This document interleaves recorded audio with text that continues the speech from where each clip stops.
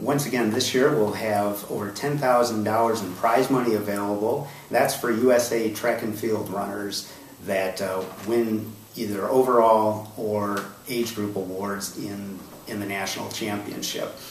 And we'll also have general awards for the top overall runners, whether or not they are in USATF. Top 3 overall, top masters and top grandmasters, both male and female, will all receive separate awards. The prize money that I mentioned before starts at $1,250 for the winner and goes down to $250 for each age group winner. There is no double dipping, though, once again this year for prize money.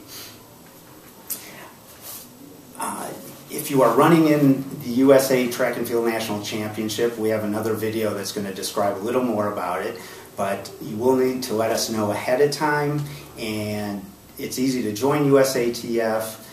Just go to usatf.org/membership, fill out the paperwork, and then email us with the information, your name and your membership number, and we'll get you signed up for the championship run. Another important thing to let you know is that if you do choose to run as a championship runner, and later somewhere in the middle of the race you feel like you need a pacer or something that's not available to championship runners, you are able to drop down into the general open run. Just notify someone at the next aid station that you get to, say I'm not going to be in the championship anymore, I want a pacer or whatever it is, and they'll take care of it and let our timing people know. Some other info about the race: there will be drop bags allowed at several of the aid stations throughout the course. There will also be There is also crew access at several aid stations along the course. Major course changes that we have for this year include the addition of a loop at the beginning of the race. So at Squires Castle, the race will still start there. It's also still going to finish downtown Cuyahoga Falls, but at the start we're going to add approximately 6-mile loop to the beginning. First aid station this year will actually be at Squires Castle. So you're going to run 6 miles or so of trails, come back to Squires Castle, run a little more trail, and then about a couple miles down you're going to enter River Road then, and so then you're back to the old course. Later on in the race we are making some other changes for aid stations. For instance, we are no longer having the double aid station at Boston Store. We are moving that aid station to Blue Hen Falls, and instead you'll be running straight from there to Pine Lane.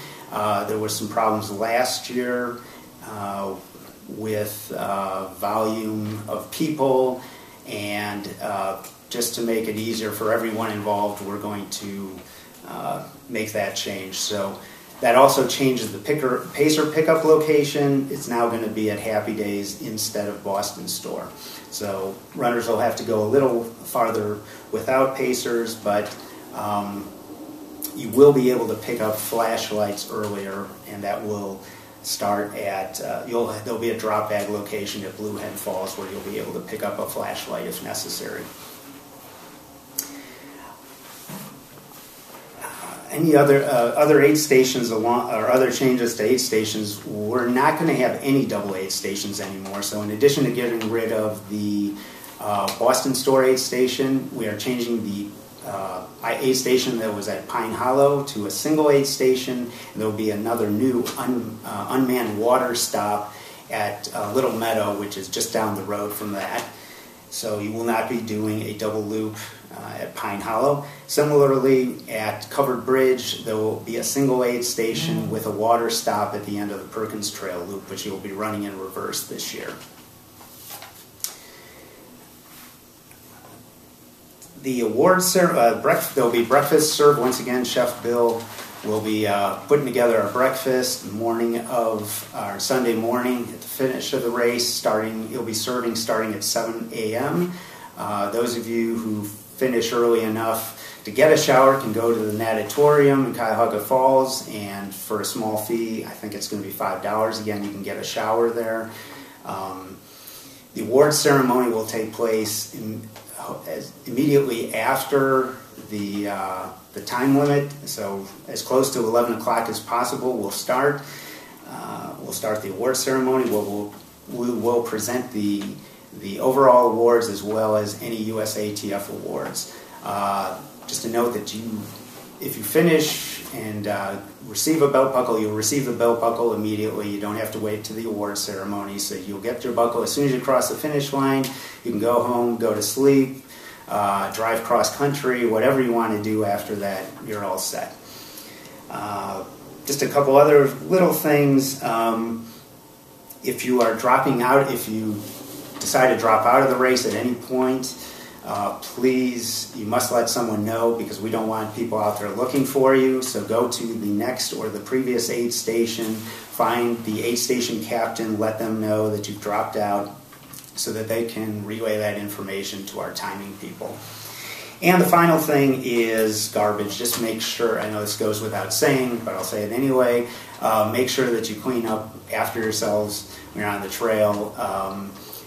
It's been pretty good in the past, but we've had some issues with goo wrappers and paper and other stuff left on the trail. And of course, we want to leave the course exactly as we found it before the race started. So appreciate your help in doing that.